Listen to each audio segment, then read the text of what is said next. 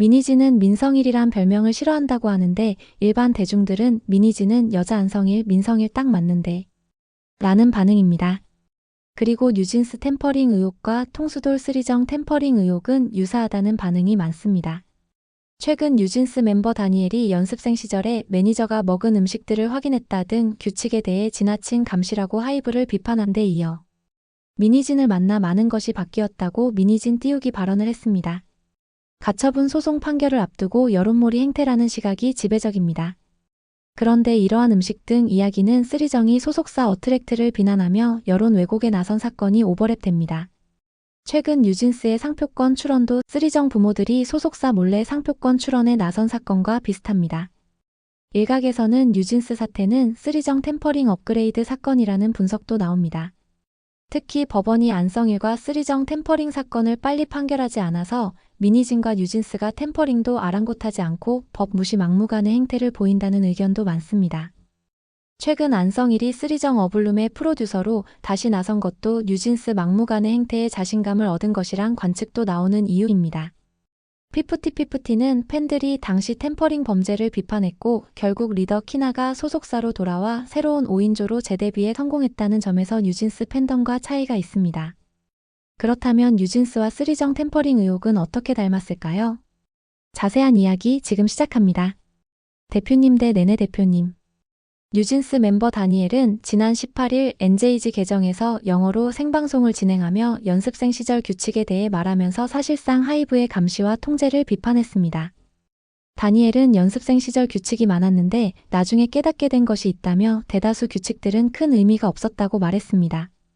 다니엘은 예를 들어 이건 사소한 것인데 자유시간일 때도 화장실에 가기 전 메시지 같은 걸 남겨야 했다. 연습실에 머무를 때도 지속적으로 감시를 받았다. 그래서 자유가 많지 않았다. 밥을 먹기 전에도 내가 먹은 것들을 사진으로 찍어 여자 매니저에게 전송해야 했다. 그래서 매니저가 먹은 음식들을 확인했다고 말했습니다. 다니엘의 이야기는 대다수 K-팝 연습생들의 트레이닝 과정에 대한 것인데 뜬금없이 지금 폭로성 발언으로 나온 것에 대해 의구심이 든다는 반응도 나옵니다. 이 같은 사례는 2023년 피프티 사태 당시 통수돌 쓰리정 부모가 SBS 그것이 알고 싶다에서 숙소에서 감시와 통제가 심했다고 소속사 어트랙트를 비난했습니다. 당시 방송에서 한 가족은 소속사의 CCTV도 있었다. 숙소의 감시와 통제가 너무 심하고 압력이 심했다라며 식사를 제대로 제공하지 않고 멤버 부모들이 음식을 갖다 주면 반찬을 전부 다 거실에 내다 던져버렸다. 멤버들에게 다 주워서 빨리 쓰레기통에 버리라고 하는 이런 모욕적인 언사나 행동들을 심하게 당했다라고 주장했습니다. 그런데 당시 패대기 사건의 진실은 반찬이 아닌 연습생의 사물함, 숙소 등에서 수거한 간식이었습니다. 또 간식을 내던지고 모욕적인 발언을 한 건 덕이버스의 백진실 이사인 것으로 확인됐습니다. 또 간식 패대기 사건이 벌어진 건 연습생들의 다이어트 실패 때문이었습니다. 하지만 연습생들 동의 아래 다이어트 프로그램을 진행했는데 몸무게는 쉽게 빠지지 않았고 오히려 50kg대로 증가한 멤버가 발생했다고 합니다. 그런데 사물함에서는 숨겨놓은 여러 가지 간식들이 나왔던 것입니다. 또한 다니엘은 민희진 대표님을 만났을 때 많은 것들이 바뀌었다. 민희진이 우리가 연습생 생활을 어떻게 해왔는지에 대해 듣고 극도로 충격받았던 기억이 떠오른다고 밝혔습니다. 다니엘 등 뉴진스 멤버들은 민희진을 대표님으로 부르면서 추앙하기도 했습니다. 그런데 쓰리정도 안성일을 내 대표님 하면서 추종했습니다. 템퍼링 정황 녹취록 등에서 나타난 바와 같이 안성일은 자신을 능력자처럼 포장하고 전홍준 어트랙트 대표를 음해 비방하는 등 멤버들에게 가스라이팅하기도 했습니다. 안성일은 부모들도 포섭했고 빌보드 핫백 진입 등이 자신의 능력 때문이라고 가스라이팅했습니다. 민희진도 뉴진스 성공은 자신 능력이라고 주장한 바 있습니다. 민희진 역시 뉴진스 엄마들과 끈끈한 친목 관계를 만들었습니다. 한편 다니엘은 작년 9월 유튜브 라이브 방송에서 저희가 뭘 잘못했나요? 라고 말했습니다. 저희가 뭘 잘못했나요?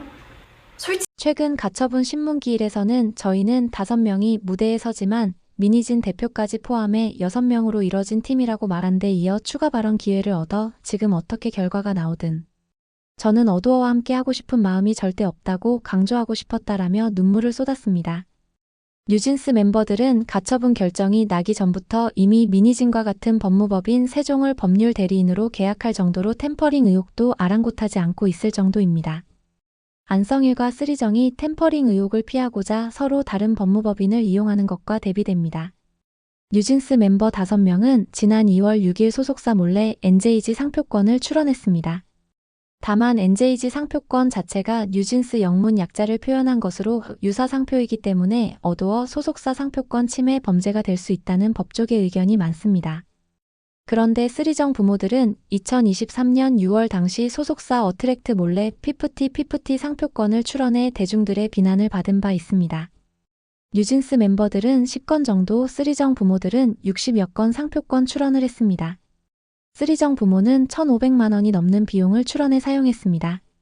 전속계약 가처분 대 개무시. 쓰리정은 2023년 6월 당시 전속계약 효력정지 가처분 신청 소송을 통해 정상적 절차를 밟았습니다.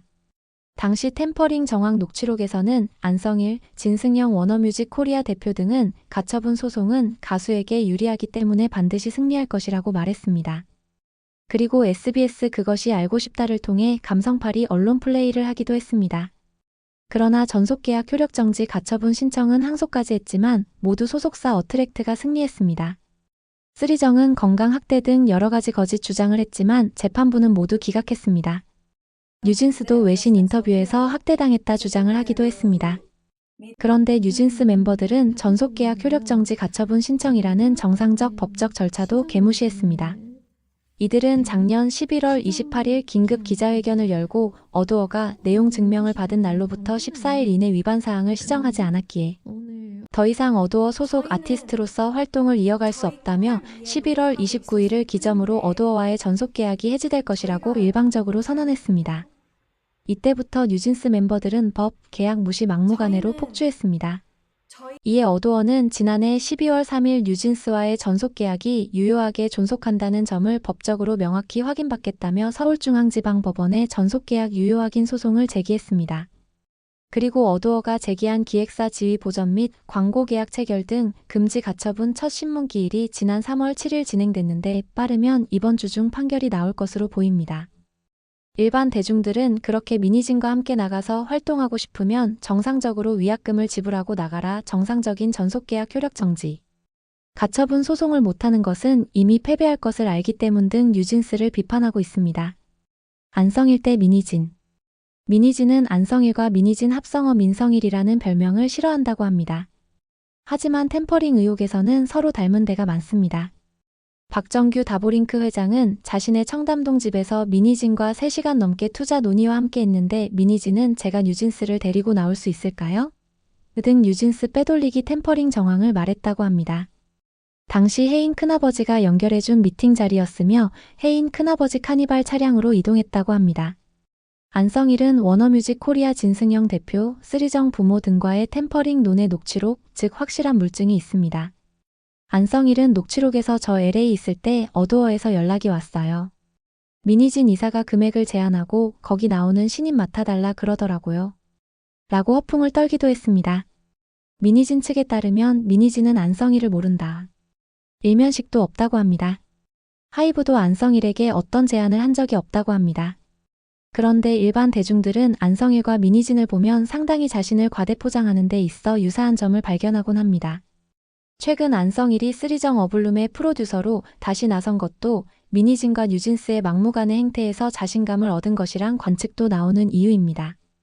피프티 대 뉴진스. 피프티 팬덤은 템퍼링 사태에서 멤버들을 비판하면서 바른 길을 제시했습니다. 결국 리더 키나는 멤버들을 설득해 돌아오려 했으나 설득에 실패하고 홀로 소속사로 복귀했습니다. 키나 어머니는 사과와 함께 키나가 복귀하는데 일조하기도 했습니다. 피프티는 키나, 문샤넬, 예원, 하나, 아테나 5인조로 성공적인 컴백과 데뷔를 통해 미국 8개 도시 투어, 콘서트 등 활발한 활동에 나선 바 있습니다. 반면 뉴진스 팬덤은 이상하게도 템퍼링 정황과 막가파 행태에도 미니진과 멤버들을 감싸고 돌고 있습니다. 아울러 뉴진스에는 키나 같은 멤버도 키나 어머니 같은 어른이 아직 존재하지 않는다는 것입니다. 템퍼링 유혹의 핵심은 돈 욕심일 뿐입니다. 바른 어른들이 없는 것도 돈 욕심이 양심보다 크기 때문입니다. 템퍼링 재판부의 문제점. 사실 템퍼링은 우리나라 문화산업에 꼭 K-팝 산업을 몰락하게 할 정도로 중요한 사안입니다. 그러나 피프티 관련 템퍼링 사건이 발생한 지 2년이 지나고 있지만 아직도 판결이 나오지 않고 있습니다. 어트랙트는 안성일 등에게 130억 원 손해배상 청구 소송을 비롯 여러 가지 소송을 진행 중에 있습니다. 대중들은 피프티 사건 소송에 대한 수사는 물론 법원의 판단이 늦어지면서 뉴진스 템퍼링 사건이 발생했다고 판단하고 있습니다.